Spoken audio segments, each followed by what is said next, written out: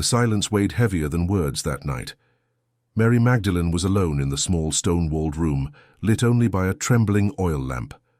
Her hands shook as she held the parchment. Not from fear, but from something deeper, something she could not name. It was written there in her own hurried, uneven handwriting, the words Jesus had spoken to her alone, words never repeated to the others, words that changed everything. She closed her eyes and returned to that day, 3 weeks before the cross. The sun was beginning to set over the Mount of Olives. The disciples had gone down to the city in search of food and shelter. Jesus remained there, seated beneath an ancient olive tree, gazing at Jerusalem. Mary approached slowly. He did not turn, but he knew she was there. "Sit, Mary." She obeyed, keeping a respectful distance. The silence stretched on.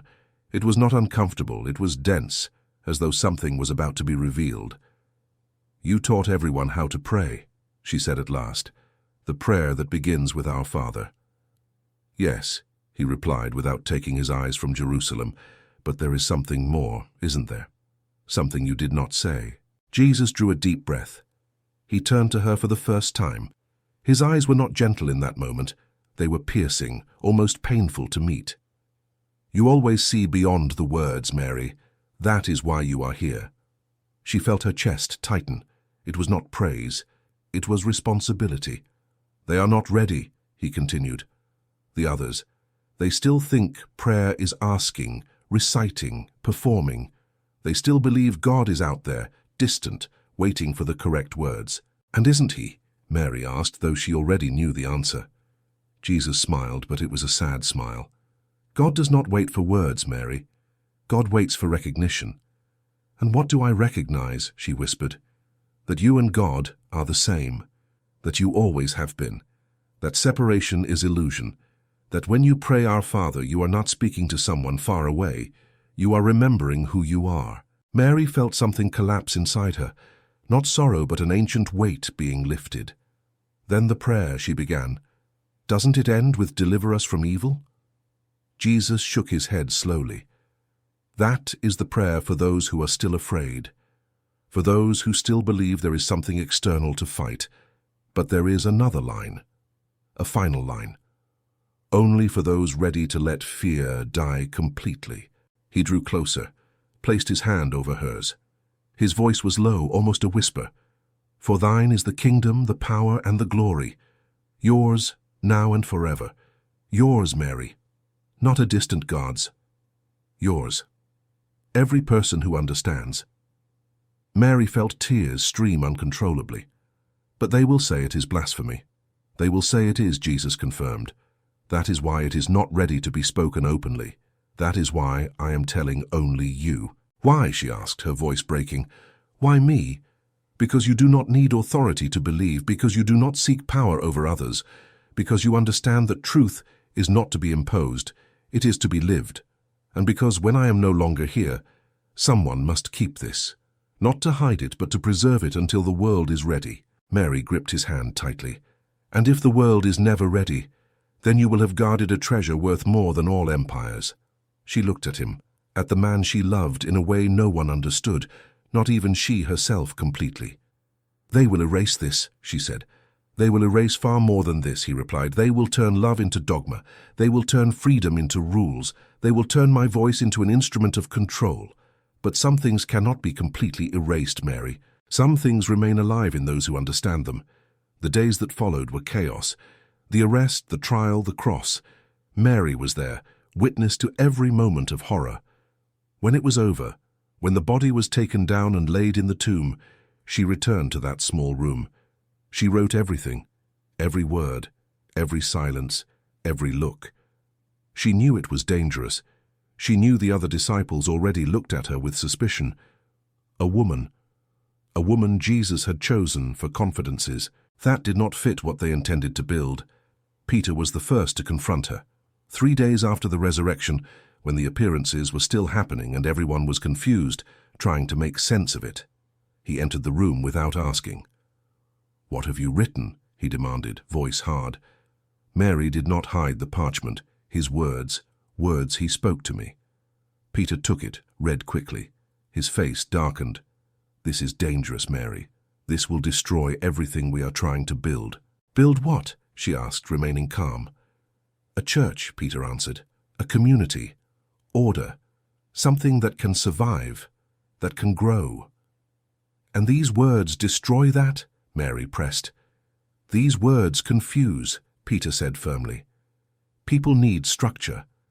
They need to know there is a God above, that there are rules, that there is authority.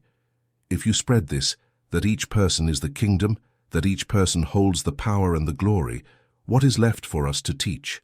What is left to keep them united? The truth, Mary said simply. Peter shook his head. Truth without order is chaos. You are a woman, Mary.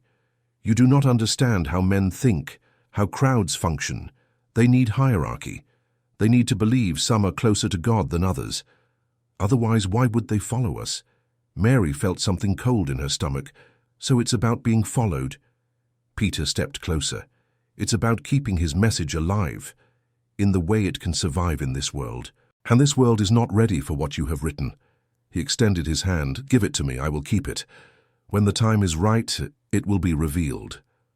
Mary looked at the parchment, then at Peter. She knew he was lying. She knew it would be destroyed, but she also knew resisting now would be useless. Slowly she handed it over. Peter left without another word. Mary sat alone, feeling the weight of what had just happened. That night, from memory, she rewrote everything, every word. She hid the copies in places only she knew. Hollow walls, buried jars, stitched folds of cloth. Years passed. The community grew. The stories about Jesus were told, retold, altered. Mary watched in silence. She heard the prayers being taught. Our Father who art in heaven, hallowed be thy name, thy kingdom come, thy will be done, all correct, all safe, all keeping God at the proper distance, and then the end. Deliver us from evil. Amen. Nothing about the kingdom being ours. Nothing about the power being ours. Nothing about recognizing the divinity within. She tried to speak once. In a small gathering, only women. There is something more, she said. Something he taught me about the prayer. The other women looked curious, but before she could continue, one of the leaders entered. Mary, we need to talk. Outside he was direct. You are causing confusion. You are sowing doubt. I am sharing what I learned, she replied. You are threatening unity, he said firmly. We have already spoken about this. Your version of things does not help. Your version? Mary felt anger for the first time in months. It is not my version. They are his words. The man sighed. Mary, you were close to him, we know that.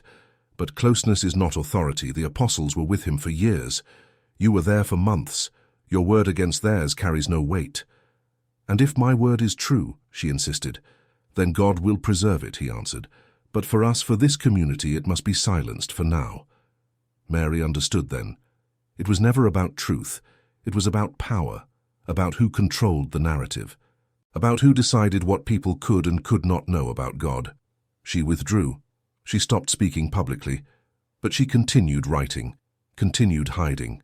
And as the church grew, became institutionalized, turned into political and religious power, Mary's parchments remained hidden, buried in deserts, sealed in clay jars, stitched into cloaks passed from mother to daughter across generations that did not even know what they guarded. Centuries passed.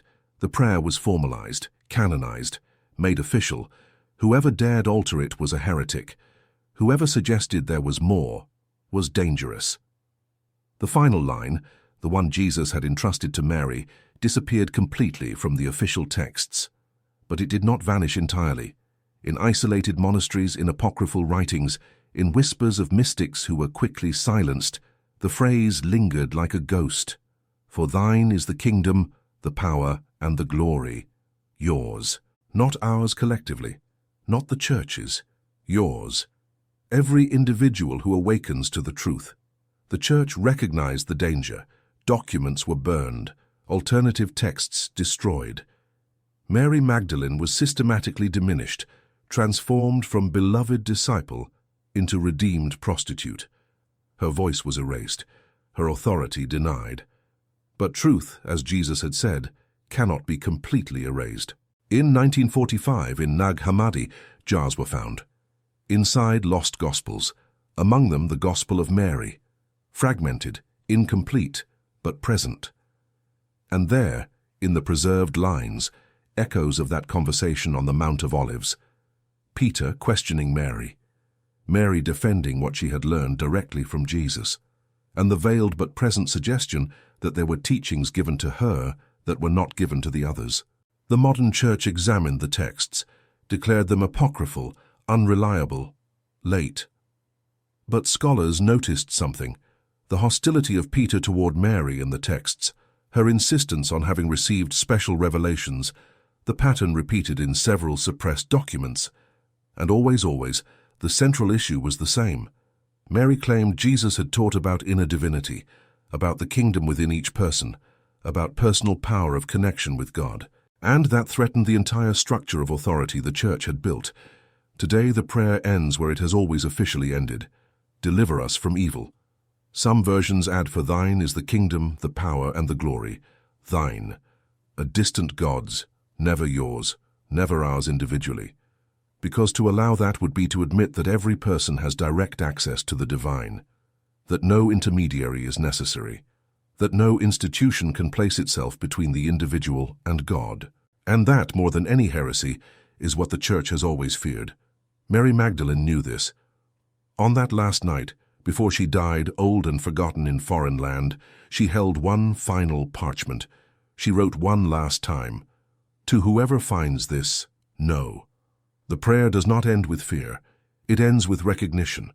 Recognition that you already are what you seek, that the kingdom is already within you, that the power is already yours, that the glory has always been yours. Jesus told me this, and for that they tried to erase me. But erased truths have a habit of resurfacing. They always resurface when the world is ready, and the world is becoming ready now. She sealed the parchment, buried it in a place only God knew, and closed her eyes for the last time, knowing that some seeds take millennia to germinate, but when they do, nothing can stop them. The prayer Jesus taught does not end with supplication. It ends with declaration, with awakening, with recognition of the divine within us. And this Mary Magdalene guarded, not because the church wanted to hide it, but because humanity was still learning to be ready to hear.